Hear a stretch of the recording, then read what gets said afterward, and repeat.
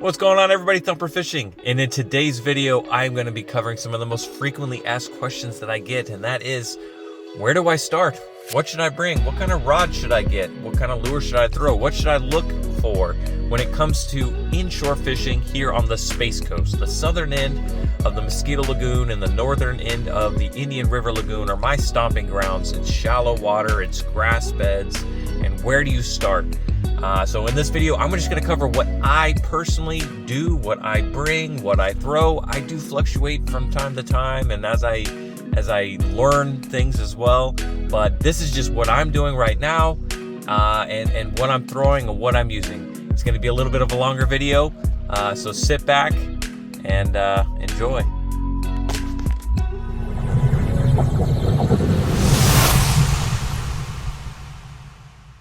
So in this video, I'm just going to cover kind of what I do, where I start off at. It's one of the most frequent questions I get is, what should I bring rod-wise, lure-wise?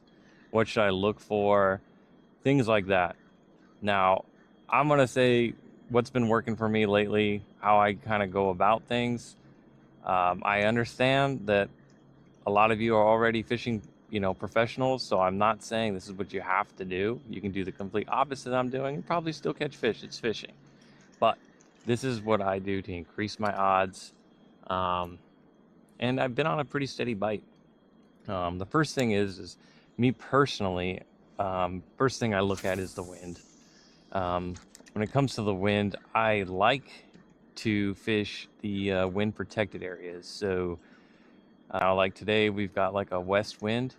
So what I like to do is I like to find a nice west shoreline, and that usually, just because in my kayak, you get blown around, pushed around, and it's a little bit easier that way. And I think a lot of those fish like those protected areas. Now, can you get them in a wind blown area? 100%. But if I had to, and usually when I start the day, when I'm picking a spot, that's kind of what I do. I'll touch base on the rods that I bring. I usually bring 4. You don't have to bring 4 different rods. I would say 2 is a good thing. I like to bring a medium heavy for fishing up in structure and mangroves and things like that. When you're going for snook, just having that little extra power to pull them out.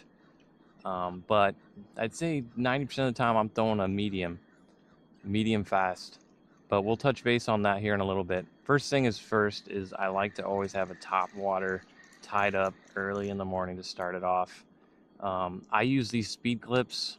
I catch fish on them. They don't affect me catching fish on them, but that way, if the top water bite's just not there, they're not real feisty like that, we can easily switch that to a Mirrodine or whatever other lure that you want to throw.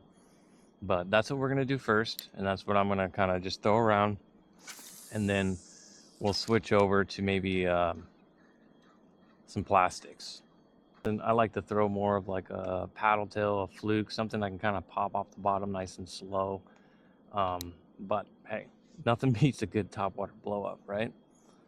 So it's just fun to see if maybe today they're being extra feisty and they want to hit that top water.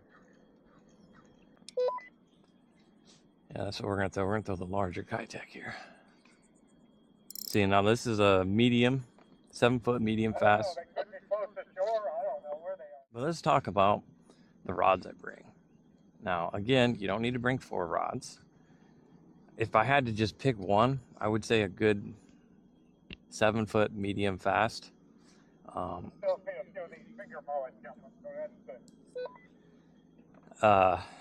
You guys know me. I love Fenwick.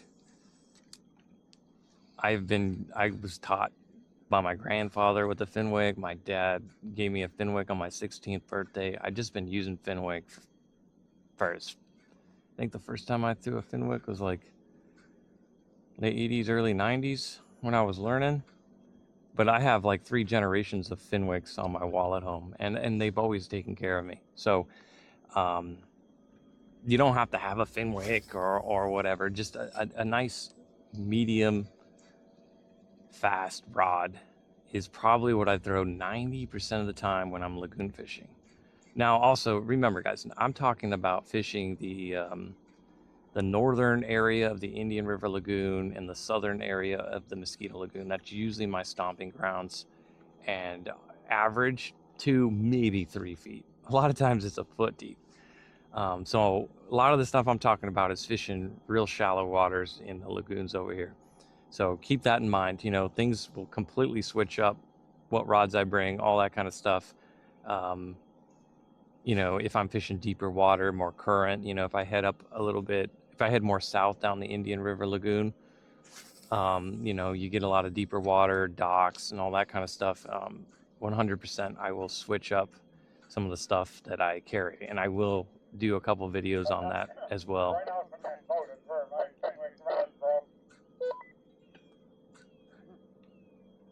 But yeah, a good 7-foot medium fast is going to get the job done. Today I've got 2 mediums, and then I have 2 medium heavies. Now the medium heavy that I usually have with a thicker braid on it, thicker leader, and that's usually what I'm going to be throwing in structure.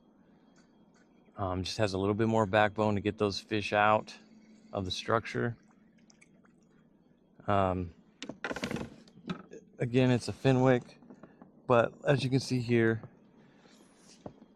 now the medium, before my ADD's driving me nuts this morning. Okay. I don't know where they are. I gotta find them. Gotcha. Yeah, I'm just getting so distracted right now. I can't. It's really hard for me to. All right, guys, where was I?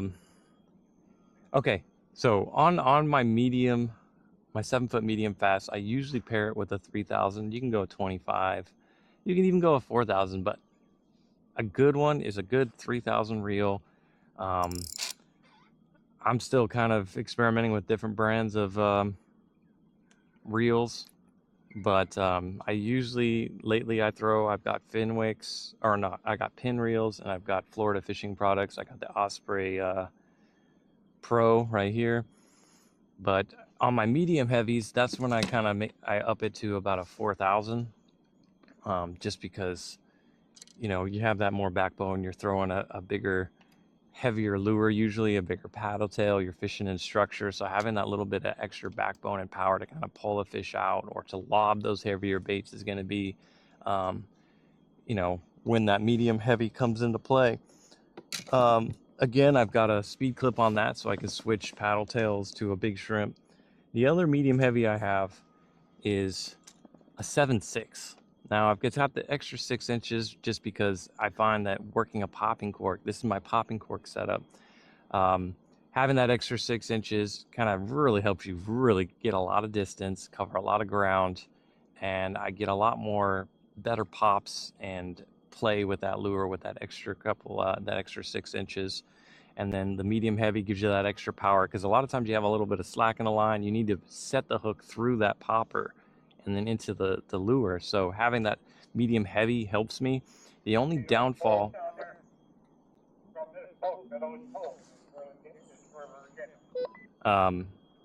this medium, oh God.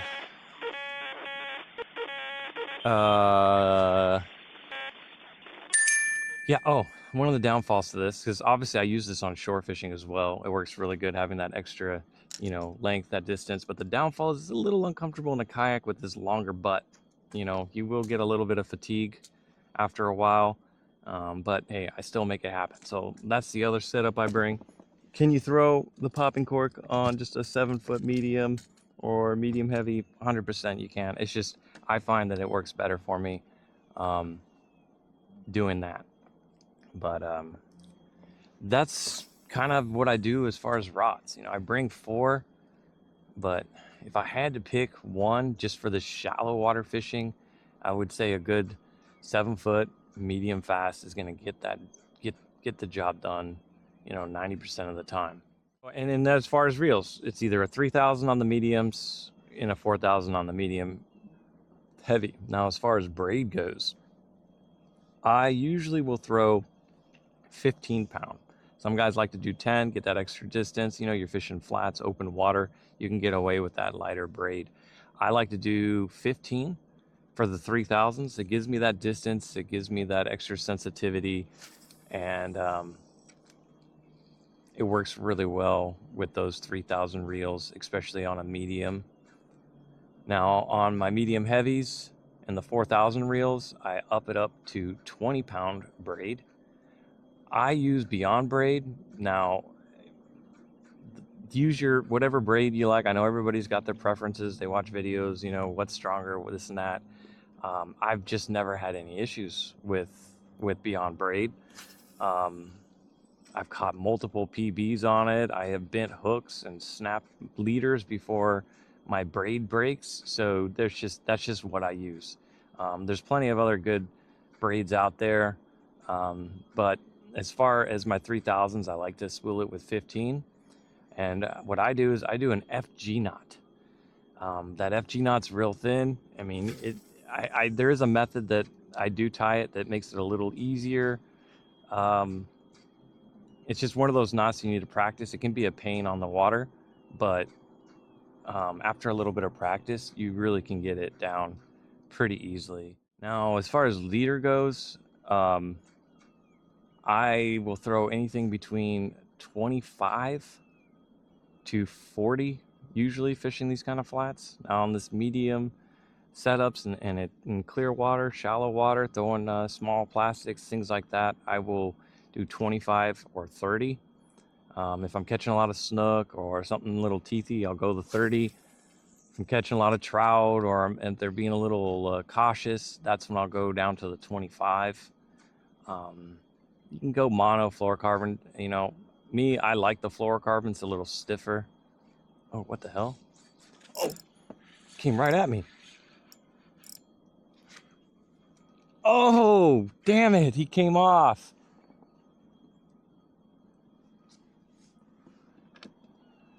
Just had a red and he came off.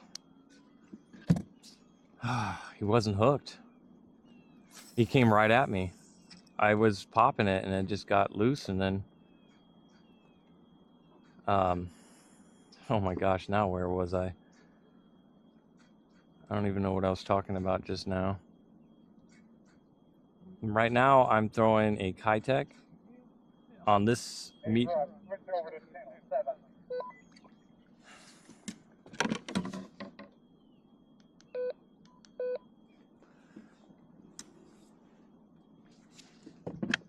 They don't start hitting till 9.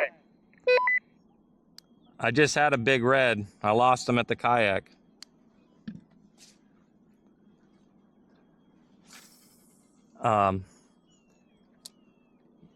On this medium setup here, I've got a screw lock hook, and that's really easy to switch between. You know, I like to throw a Kayak or a fluke. You can easily switch whatever plastic you're trying to throw.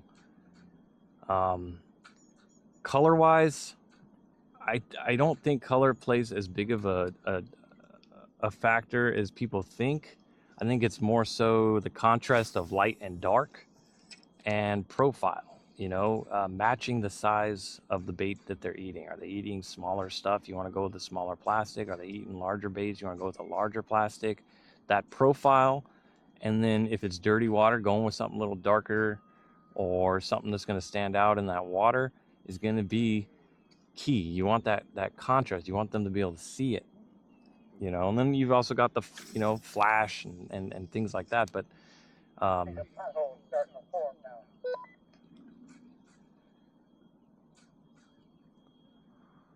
right now we've got a, what is it, a 5-inch Kayak, and instead of reeling it just straight like a paddle tail, and when we got pockets of grass like this, I like to pop it. I like to pop it along. And I usually give it pretty good pauses. It's a scented plastic, so sometimes I'll get that hit. Just sitting there sometimes. They'll be following it, and then once I kind of wait for a second, they'll pick it up.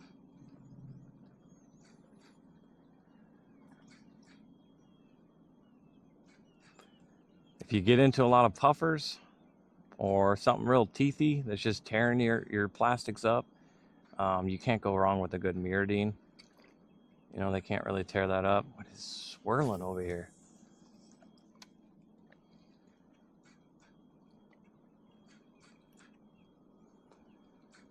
But yeah, so that's kind of what I do as far as rods and reels. The reason why I bring 4 is it's just easier to switch things and have it already set up. And with my Yakattack crate, I can easily store 4 rods and still comfortably.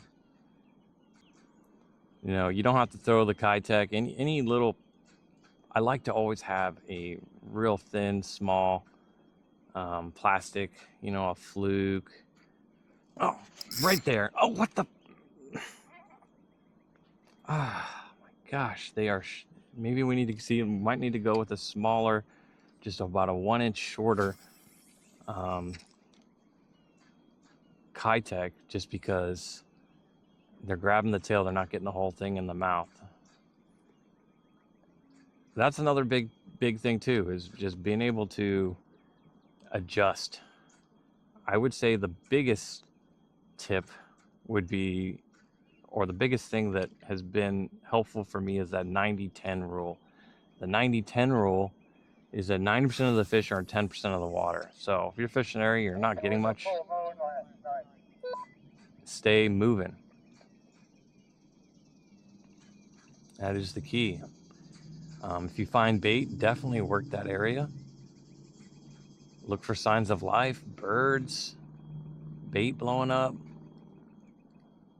That's what you want to do. But stay on the move if you can.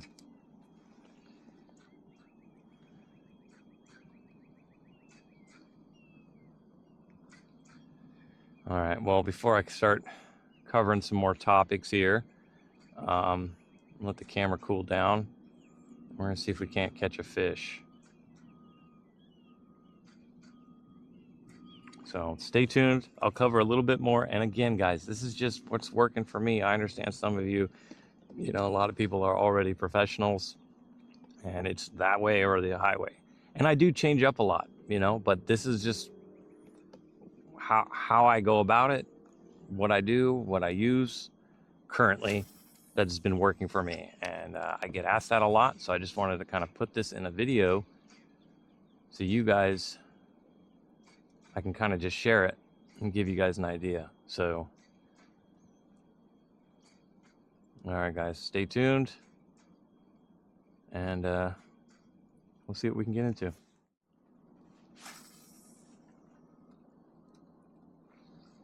Nelson's, he lost it at the boat. Trout.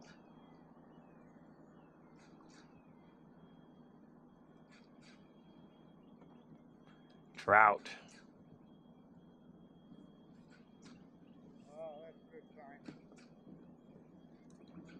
We got a flutter kick in here because it's really shallow. I didn't get a good hook set on him. Kind of caught me off guard.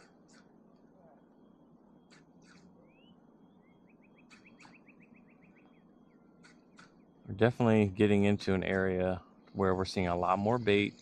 Like I said, just keep cruising, keep looking. Once you see more signs of life, we started seeing some mullet blowing up, getting spooked, seeing swirls. So that's where you want to slow up and start slowly working in there and looking for those fish. I bet you if we switch to the popping cork, we could probably get at least a little trout. I almost guarantee it. That was in like a foot of water. Oh.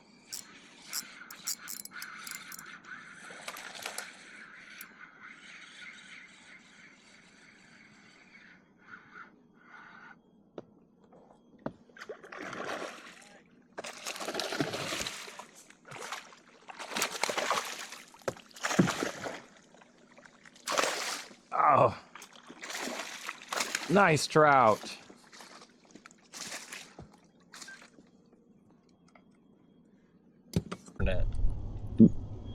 That's a big old male.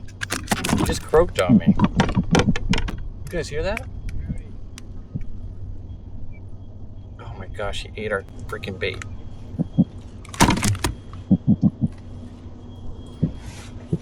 Let's get a quick measurement on him. Just lay him over this, about 21. Let's make sure this is on. Yeah, that's on. Nice 21-inch male. Maybe there's a big female around. Let's find out. Off you go, buddy. And he destroyed our Yakattack. So, and he swallowed it, and it's down his belly. So let's put another one of those on. Actually, that was my last of that color, so I guess we're gonna try white.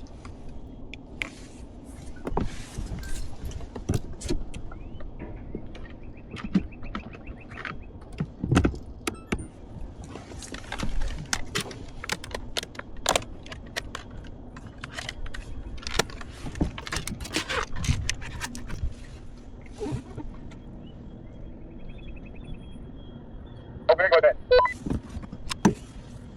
21, male.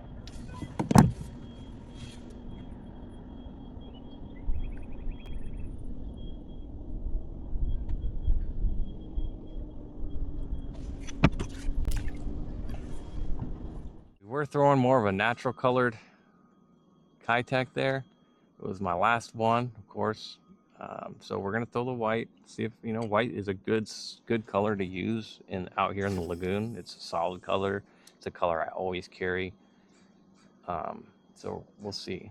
If not, we might have to switch to a different brand, or I do have some smaller Yakattacks of that color. But throwing larger doesn't necessarily mean bigger fish. Necessarily. You can catch some big fish on some small. My PB snook is on a small little 3-inch shrimp. Some of my biggest reds are on the smaller Yakattack than this, you know what I'm saying? So just being able to get that right size profile of what they're comfortable hitting is key. The reason why I'm throwing a little bit bigger right now is because this is similar to the mullet size that I'm seeing out here.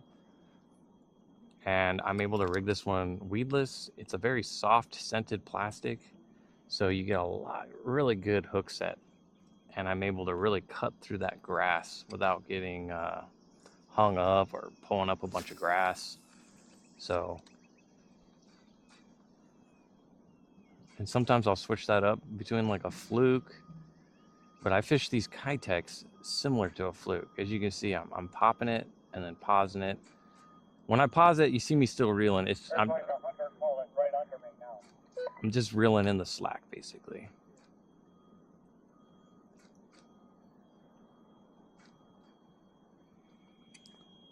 But you want to give it a good pause.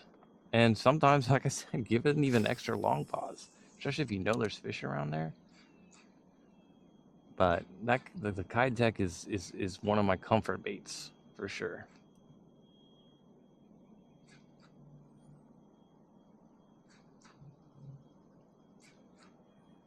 Might have to go back to the top water here. Seen a lot of mullet moving on the surface, and every now and again I'm seeing one get blown up.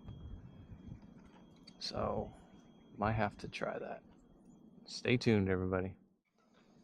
All right, probably what I'm throwing 90% of the times when I'm real shallow water, it's gonna be this right here. It's on my medium 7-foot fast, and I've got a Haas Helix hook with the weight on the bottom there. It's got the screw lock on there, and that way you can kind of really rig any fluke, any paddle tail that you want to work. It's weedless, it's light, you can get some distance, it cuts through the grass, because this area is about a foot deep and covered in grass and weeds, and I'm able to actually work through those weeds. When I throw my popping cork, you know, that's usually my if fishing's getting a little slow. Sometimes I'll throw that popping cork, or if it gets windy or anything like that, I'll throw the popping cork just because I'm able to stay in that strike zone a little longer. I'm able to cast a little further in that wind. And you could put anything on the end of those popping corks, you know, live bait, little piece of shrimp. What I like to, you can put a grub, a paddle tail, really anything. But when I throw my popping cork, I have my medium heavy 7.6. Just gives me that extra length. Really comes in handy when it comes to lobbing that popping cork around, setting the hook. And you can really cover some ground with the popping cork. I have it paired with a 4000. I'm using a Florida Fishing Products Osprey 20-pound braid with 30-pound leader. And I'm throwing a DOA shrimp. Now the DOA shrimps, or a lot of stuff, you know, like I said, I have issues sometimes after you've caught a few fish of the shrimp just coming off. So it's easier for me just to replace it. So what I do is I put one of those speed clips on it. I have not noticed a decrease in bites or anything like that by using that speed clip. But that way I'm able to just, what the hell was that? That was a red tail coming up. I'm able to switch out baits really easily.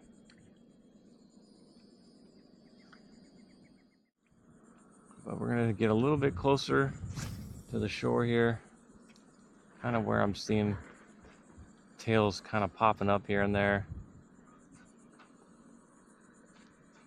Let's see if we can't cut one off. See, yeah, there was one sitting in that grass right there, in that little pothole.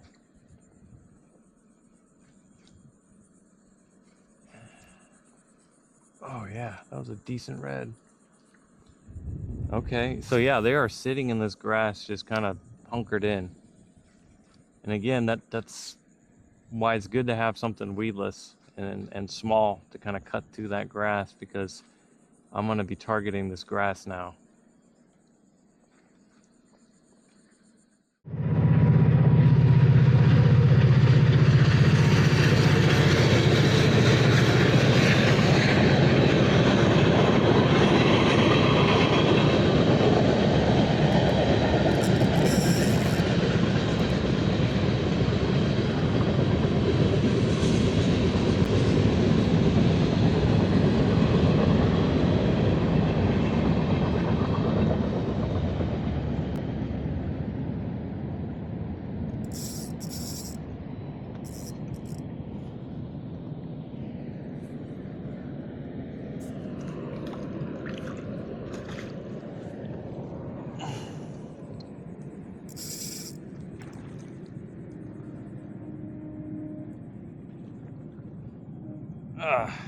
Finally got ourselves a red that's staying glued.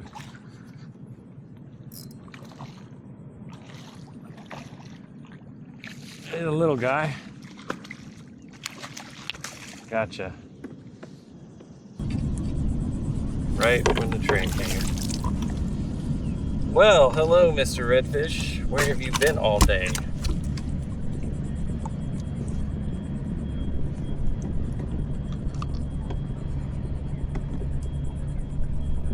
Open up.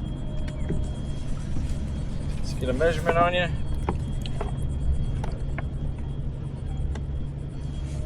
17. We'll take it. Nice, pretty redfish. Look at that blue on that tail, guys. Wow. What a beautiful fish. What an absolutely beautiful fish. All right, let's get you back, buddy.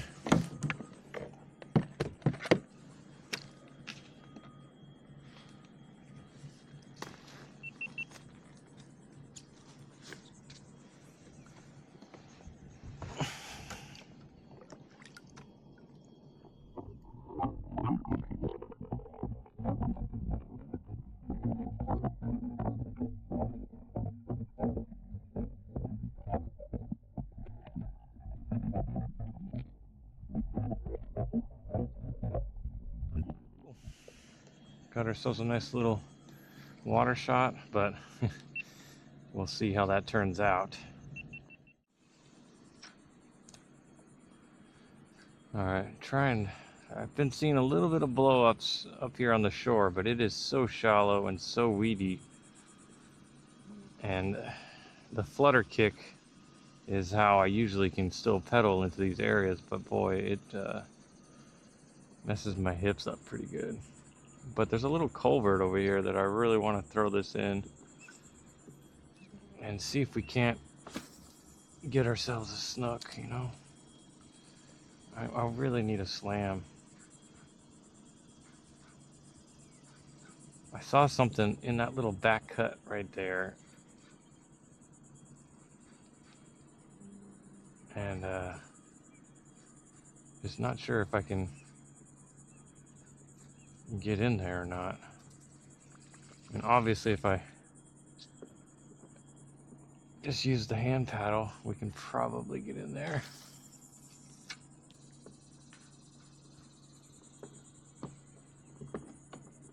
Yeah. All right, keep the pedals up. We're gonna have to pull it to get over here.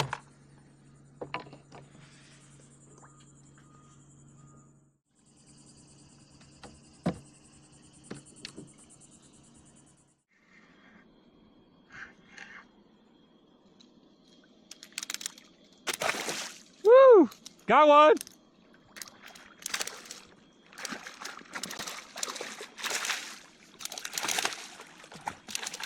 Gotcha! Nice trout.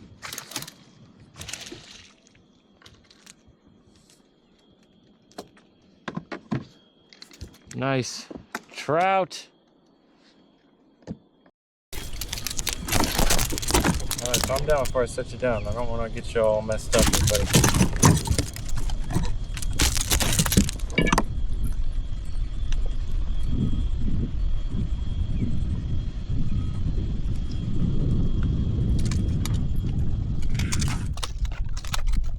Look at that, guys. Nice trout on the DOA. Popping cork. Come on, buddy. Chill out.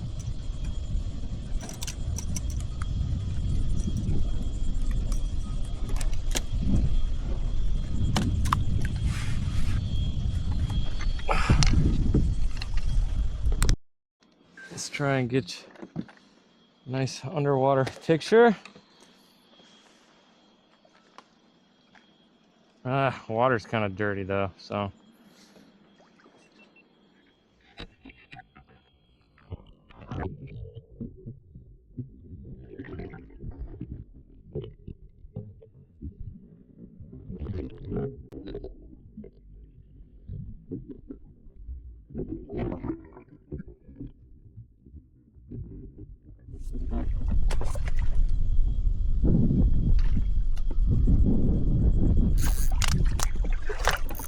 Oh, what the?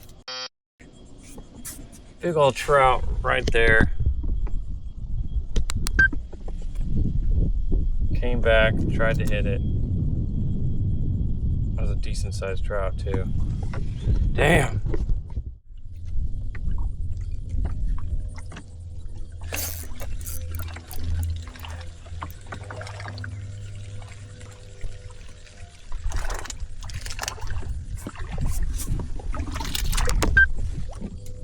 Ooh, catching monsters. It's another male.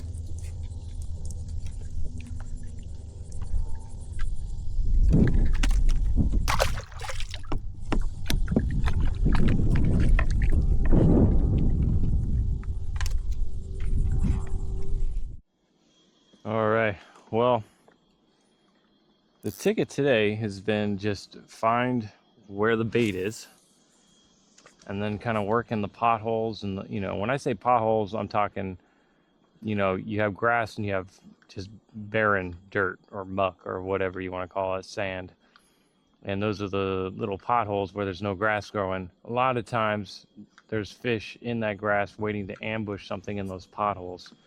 So Usually what I like to do is today all the hits have been on the Kayak, which is, you know, a paddle tail-ish fluke kind of thing. I kind of work it more like a fluke, but or this DOA shrimp, and just slowly working it through those potholes. And I would always do it once or twice and then work the next area and then move, just working the clock. Right now we're throwing the popping cork just because we're out here in open water. There's bait everywhere. Water's getting a little dirtier over here, so it's making it a little bit harder to find where those potholes are. So sometimes what I like to do is if fishing's a little slow, I'll throw that popping cork. I am thinking about once a week. I have got so many different lures and baits that I buy and I never try. So I'm thinking about forcing myself to do one trip a week where I just try out new stuff. You know, outside of my comfort baits. You know, today I talked a lot about my comfort baits, the Yakattack, or, you know, a fluke in various colors, the popping cork with the DOA shrimp, top water. You could really go with any top water. It doesn't really matter too much. But yeah, those are, and then the Mirrodine. Those are my comfort baits for sure. Another one, when I'm skipping mangroves and stuff, that's when I like the NLBN K-tail. It's a thicker plastic, so it skips really well. I don't do super great with it in open water.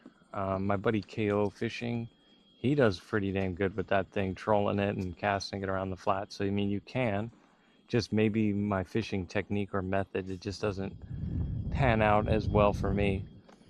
But I also do like to throw on some, I usually carry a couple Z-Man paddle tails and grubs as well, just in case we come across some puffers. So Z-Man, the puffer fish will still tear up those Z-Man, but a lot less.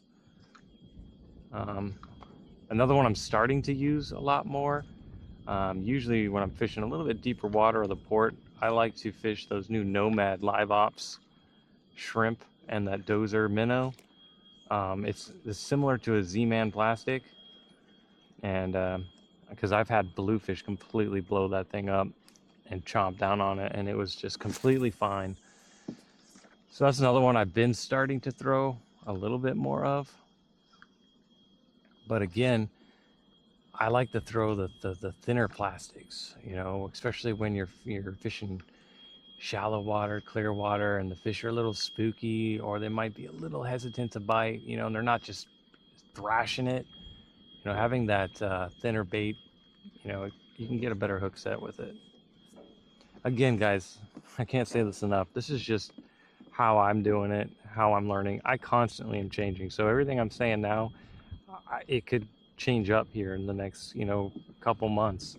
But, you know, I get asked a lot, you know, what do I bring? What are my go-tos? What do I look for? So I figured I would just do a little video on kind of what I'm looking for, what I like to throw, what rods I bring, and then you guys can kind of just take whatever parts of it that you want, try it, or just be like, dude, you're a joke, and not try it, whatever. But this is what works for me. I mean, it's a slow day, but we're still at least catching some stuff. So we're catching grass, guys. That's can you catch a PB? Look at, did you see that? That was probably a 36-inch piece of grass. Probably a PB for me. Let's try out here a little ways, see if we can't find us a trout.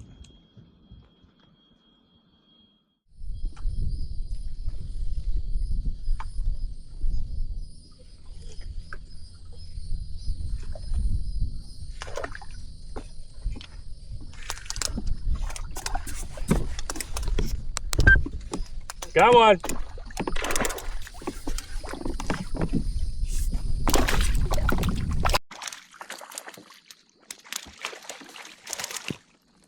Thanks for the splash, buddy. Oh, and off he goes. Why is he just... That is the weirdest thing I've seen, guys. Well, that was probably the weirdest trout bite I've ever had.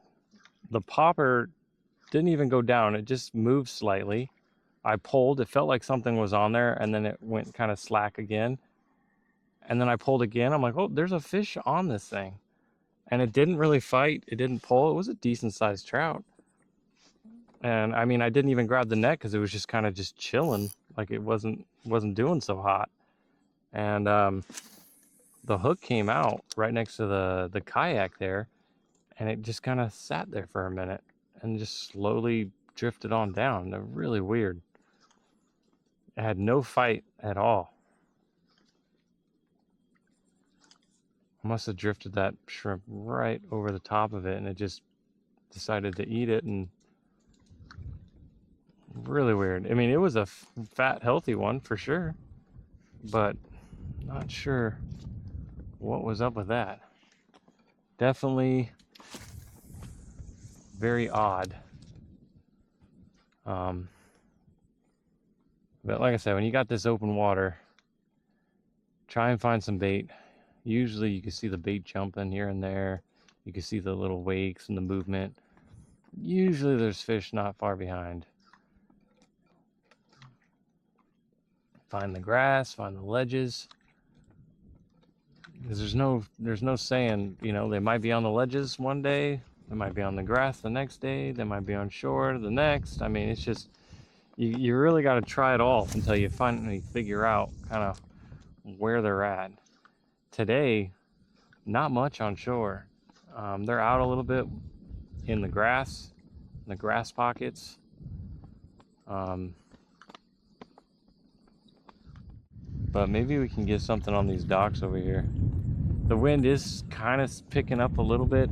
We are fishing a west shoreline because the wind is coming from the northwest.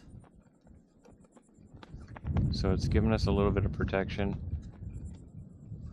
Usually that's what I do when I'm picking a spot. But like I said, you can find them on, especially if you are on a windblown site, you know, finding some of those points and little coves where you do get a break in that wind. Sometimes the fish on those windblown areas will stack up over there.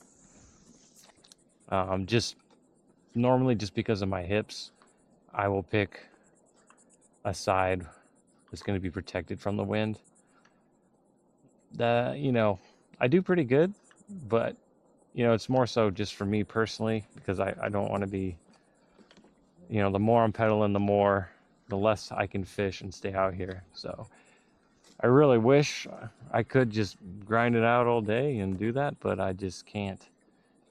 My hips have a certain amount of hours and a certain amount of pedals I can do, and if I overdo it, then I'm gonna have to take a day or two to recoup, and I like to keep getting out. So yeah, all right, well, it being such a shallow area, I've done a lot of flutter kicking, which is where the pedals don't go all the way down, and my hips are shot, guys. Oh, they're shot. So we are gonna drift with the wind along this shoreline. I did have a couple blow-ups by little snook, I think. Just couldn't get one to stay glued. We're gonna drift along this shore and hope for a snook, so that way we can get the slam. We could drift further out in the grass, and I could get trout all day long, especially with that popping cork. But like I said, I'd like to try and get a snook. I caught probably half a dozen little trout under 12 inches and off camera over there with the popping cork.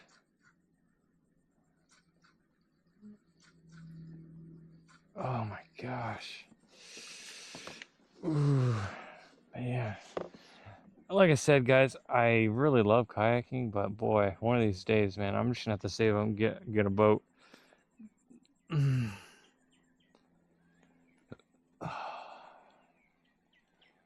I have to save up and get a boat.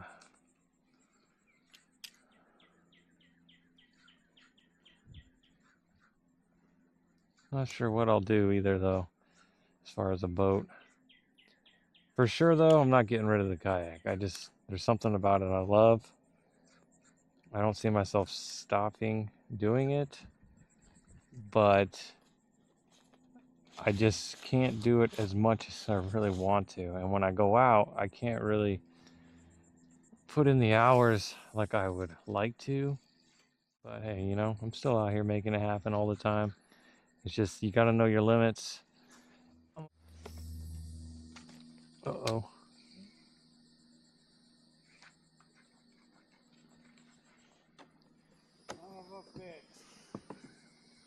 And I had to go in and see if we can't get this lure here. This.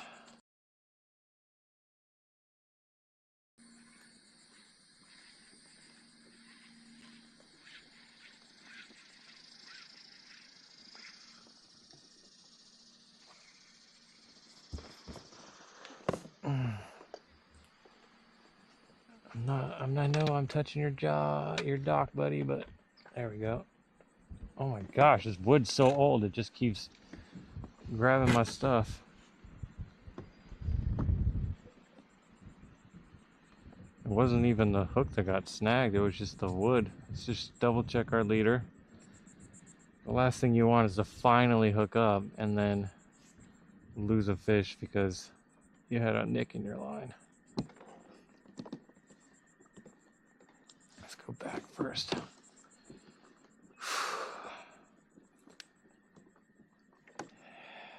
A little shack in an RV. You know, honestly, it's right on the water. I'd take it. I'd take it all day long. Shack or not, it's on the water. I pretty much would be having a line out 24/7. That is pretty much gonna do it today, guys. A slow day, kind of a grind, but we still landed some solid fish. Hopefully, you know, this helps some of you guys out on maybe if you're looking to get a setup, you're new to it, or just visiting the area. In the description as well, if you're looking to get one of these Fenwick rods,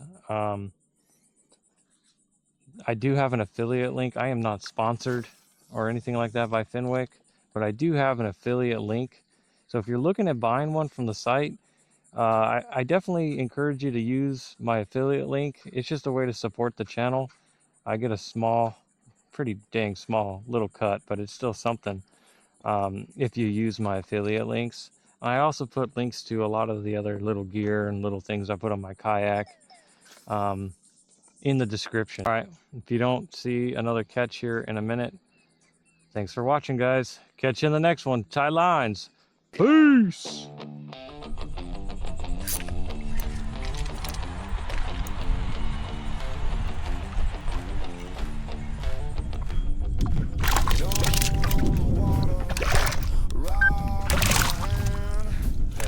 You thought you got rid of me. No, just a little trout guy.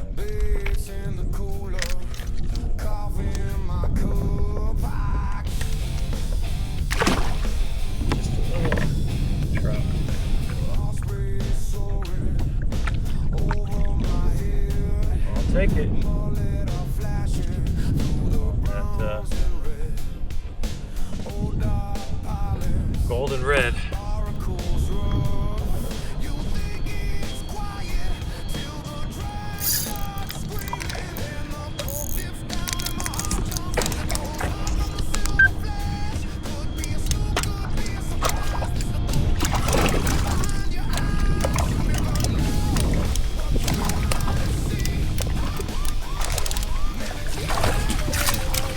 Nice. Nice, nice, nice.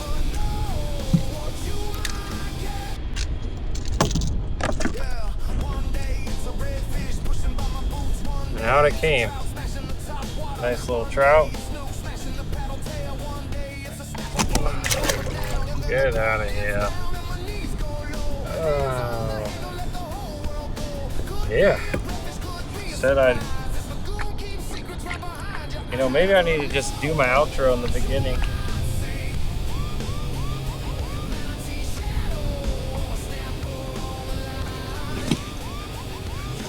Yeah, there we go.